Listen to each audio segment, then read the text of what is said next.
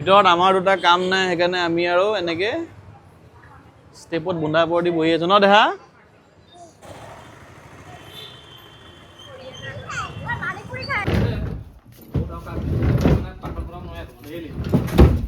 তেওঁলোকৰ এটিটিউডৰ কাৰণে বহুকেইটা দলে তেওঁলোকক টিকেটেই নিদিলে, গতিকে এতিয়া ঘৰত বহি থাকিবা ধুনীয়াকৈ, কাৰণ বহুত এটিটিউড, বহুত মানে অহংকাৰৰ ফলস্বৰূপে। নমস্কাৰ, মই দেৱাশীষ আপোনালোকক পুনৰ উন্নতি ভিডিঅ'লৈ স্বাগতম জনাইছোঁ আৰু আহি আছোঁ সপৰিয়ালে যোৰহাটলৈ বুলি। আচলতে বিহুলৈ বাৰু মাজত কেইবাদিনো আছে, কেইবাদিনো কি আছে আৰু মানে কেইদিনমান, তথাপিও আজি বিহু বজাৰৰ নিচিনাই হ'ল আৰু, গতিকে যোৰহাটলৈ আহি আছোঁ সপৰিয়ালে।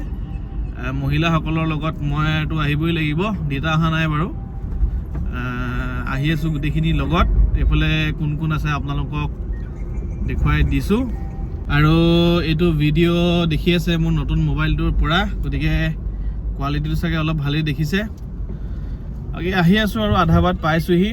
আৰু কি কিনো কিনে, বিশেষকৈ ইহঁতি কিবা মেখেলা চাদৰ কিনিব বোলে, কি নাই কি কিনে সিহঁতৰ বাকীবোৰ ভিডিঅ'ত চাবলৈ পাবই বাৰু। মই বাৰু বৰ বিশেষ কিনিবলগীয়া নাই, এনেই আহিছোঁ আৰু, কাৰণ মই আহিবই লাগিব, ড্ৰাইভাৰ মানুহ যিহেতু।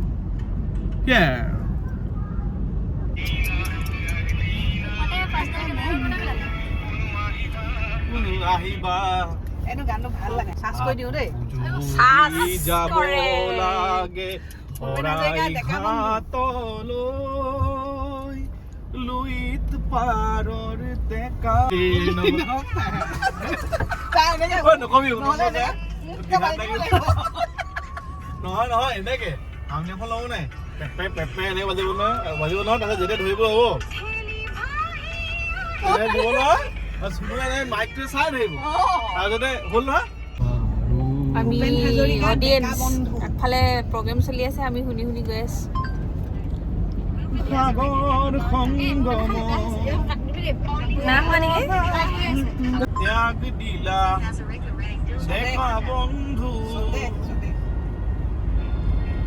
আহি আমি পাই গ'লোহি যোৰহাট, কিন্তু গাড়ীখন থওঁতেই 20-25 মিনিটমান গুচি গ'ল, কাৰণ পাৰ্কিং পাবলৈ নাই। অৱশেষত 20-25 মিনিট যোৰহাটতে ঘূৰি ফুৰি টাউনৰ মাজত পাৰ্কিং অকণমান পাই আহিছোঁ। ভাগৰ লাগি গ'ল, সেইকাৰণে মাতত জোৰ দেখা নাই আপোনালোকে। আৰু এয়া আহি আছে মি আৰু মা বিহু বজাৰ কৰিবলৈ, কাপোৰ কিনিবলৈ, আৰু আগে আগে গৈ আছে এয়া পৰি, নিচা আৰু উপাসেনা।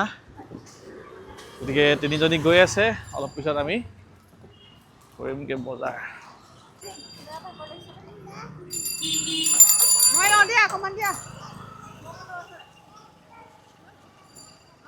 ভাগৰ লাগিছে, পৰীক লৈ আইতাই লৈ দিব, ডাঙৰ আইতাই লৈ।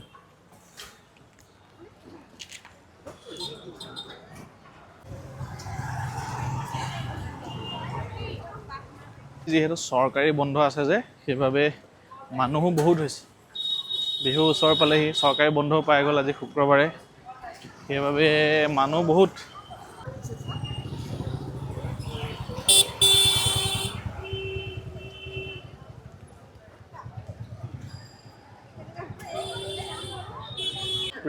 ইমান মাইকী মানুহ, বিহু বজাৰ।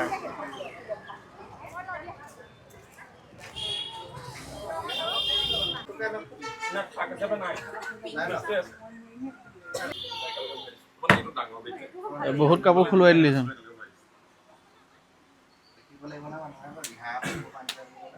মানে কি হয় প্ৰায় কাপোৰবিলাক গিফ্টৰ কাৰণে নিয়ে, চব পৰিৱেশত দি দিওঁ, এক্সট্ৰাকে দিন লাগে মানে কি হয়, এটা আমি একদম এটা কাৰণে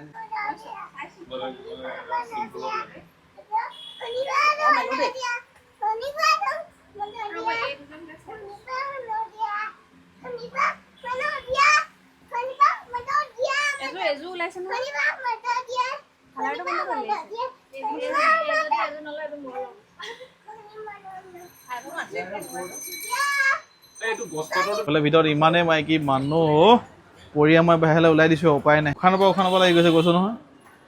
নাযাবা, ন ষ্টেপত নুঠিবা ভিতৰত আমাৰ দুটা কাম নাই সেইকাৰণে আমি আৰু এনেকে ষ্টেপত বুন্দা পৰ দি বহি আছো ন দেহা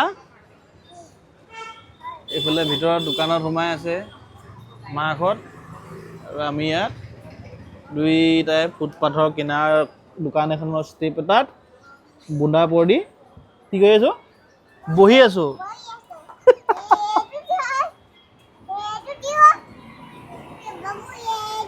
এইটো তোমাৰ হেৰি হয় টাইলছ প্ৰায় 1 ঘণ্টা মাথা চাথা একদম মোৰ বেয়া হৈ গৈছে কাৰণ সিহঁতি বাৰু এনজয় কৰি আছে সিহঁতি কাপোৰ লৈছে গতিকে চোৱাকৈ চাইছে মেলাকৈ মেলিছে মোৰ অশান্তিটো মানে সাংঘাতিক আৰু দেই এইবিলাক কামত মানে উপায় নাই আহিবতো লাগিবই এয়াই আৰু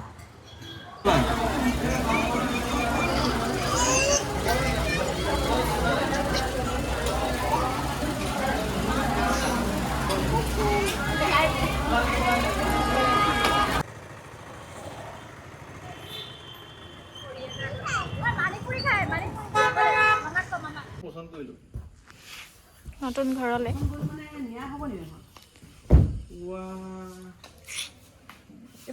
ডাবল বেড একদম কিং সাইজখন নহয় এই মালবোৰ কেলে এনেকুৱা এইটো বহুত মিক্স আছে অকল কাঠেই নাই কাঠ নিদিয়ে আকৌ বহুত আৰু কাঠ পাকল কৰা নহয় এই বিছনাখন আছিলে লগত এইটো ভাল বস্তু দেই বিছনা চাই যাওঁ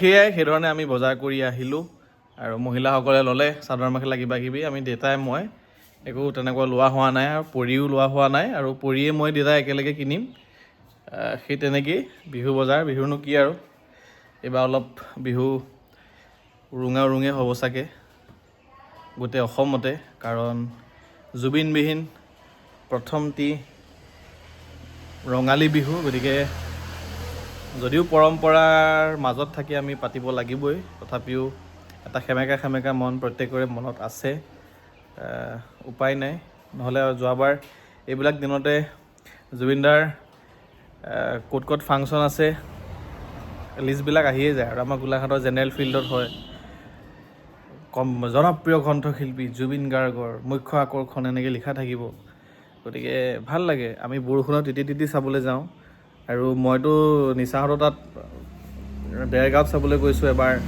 তাৰপিছতে গোলাঘাটত দুবাৰমান চাবলৈ গৈছোঁ তাৰপিছত আমাৰ আঠখিলীয়াতে এবাৰ হৈছিলে সদৌ অসম চুতীয়া ছাত্ৰ সন্থাই অনুষ্ঠিত কৰিছিলে গতিকে একদম ঘৰৰ ওচৰতে জুবিন দা আহিছিলে গতিকে বহুতবাৰ আৰু মই গুৱাহাটীত থাকোঁতে যিহেতু তেওঁ ঘৰৰ ওচৰতে আছিলোঁ মই প্ৰায় দেখা হৈয়ে থাকে আৰু কেইবাবাৰো তেওঁক লগো পাইছোঁ কেতিয়াবা দোকান কৰিবলৈ যাওঁ সেই দোকানত তেওঁ থাকে কিবা কিবি কিনি থাকে গতিকে তেনেকৈও লগ পোৱা হয় মানে য'ত মই গুৱাহাটীত আছিলোঁ গতিকে বৰ বেলেগ এটা মানে আমিতো কৰ্মসূত্ৰেতো আমিতো তেনেকুৱা সাংস্কৃতিক লাইনৰ মানুহ নহয় তথাপিও ওচৰ চুবুৰীয়া নিচিনাকৈ আগতে খুব লগ পাইছিলোঁ গতিকে সেই তেনেকুৱা হয় এতিয়াও মানে আমি বিশ্বাস কৰিবই পৰা নাই অকল মোৰ বুলিয়ে নহয় সমগ্ৰ অসমৰ প্ৰত্যেকজন মানুহৰে হৈছে জুবিন গাৰ্গক ভাল পোৱা চবেই ভাল পায় জুবিন গাৰ্গক কিন্তু বেয়া লাগে যে বৰ্তমান অৱস্থাত জুবিন গাৰ্গক লৈ প্ৰত্যেকটো ৰাজনৈতিক দলে যি ধৰণে টনা আজোৰা লাগিছে ৰাজনীতি কৰা কৰি লাগিছে সেয়া লাগিলে শাসকেই হওক বা বিৰোধীয়েই হওক মই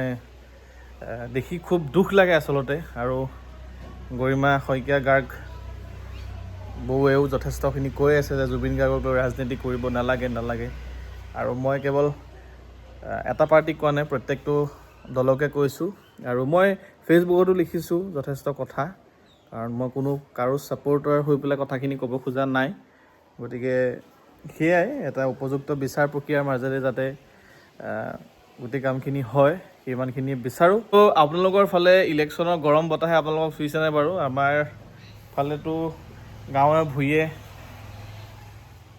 আগৰ নিচিনা হোৱা নাই মানে বিশেষকৈ সামাজিক মাধ্যমতহে মই এইটো দেখিছোঁ নিৰ্বাচনৰ যিটো গৰম বতাহ কিন্তু মানে গ্ৰাউণ্ডত সিমানখিনি দেখা নাই চিঞৰ বাখৰ এটাই দেখিছোঁ যে প্ৰত্যেকটো দলেই ঘৰে ঘৰে কেম্পেইন কৰিছে আৰু কেম্পেইনিঙৰ ক্ষেত্ৰত যথেষ্ট বিজেপি যথেষ্ট আগবঢ়া কাৰণ মানে গ্ৰাউণ্ডত মানে দেখিছোঁ য'তে অফিচ খুলিছে তেওঁলোকে ঘৰে ঘৰে গৈছে, গতিকে তেওঁলোক সেইফালৰ পৰা আগবাঢ়ি আছে। গতিকে দেখা যাওক কি হয়। আৰু সেয়াই, আমাক উন্নয়ন লাগে, আমাক বাংলাদেশী মুক্ত এখন অসম লাগে। গতিকে আমি কোনো দলৰ হৈ কাম নকৰোঁ, কাৰণ কোনো দলে আমাক কোনো পইচা পাতি দি ৰখা নাই। সেয়া লাগিলে শাসকেই হওক বা বিৰোধীয়েই হওক, আমি ক'বলগীয়াখিনি আমি ক'ম, বেয়া দেখিলে মাত মাতিম, ভাল দেখিলেও ক'ম। গতিকে সেয়াই কথা। আৰু কোনো পলিটিকেল পাৰ্টিত আজিলৈকে নিজে জড়িত হৈ কাম কৰা নাই। মানুহ যথেষ্ট সজাগ হৈছে আজিকালি, কাৰণ কিছুমান মন্ত্ৰী MLA যিটো এটিটিউড দিয়ে আগতে, সেই এটিটিউডটো লাহেকৈ কমিব, কাৰণ মানুহবোৰে প্ৰশ্ন কৰিবলৈ আগবাঢ়িছে, মানুহবোৰৰ হাতে হাতে মোবাইল হ'ল। প্ৰত্যেকটো আজিকালি 2 নম্বৰী কথা, 2 নম্বৰী বস্তু, যিবিলাক নেকি ধৰি লওক গণ্ডগোল চলি থাকে য'তে ত'তে, সেয়া বিভিন্ন ৰাজহুৱা ক্ষেত্ৰত হওক। গতিকে অপেনলি মানুহে সেইবিলাক আজিকালি ক'বলৈ এটা সুবিধা পাইছে।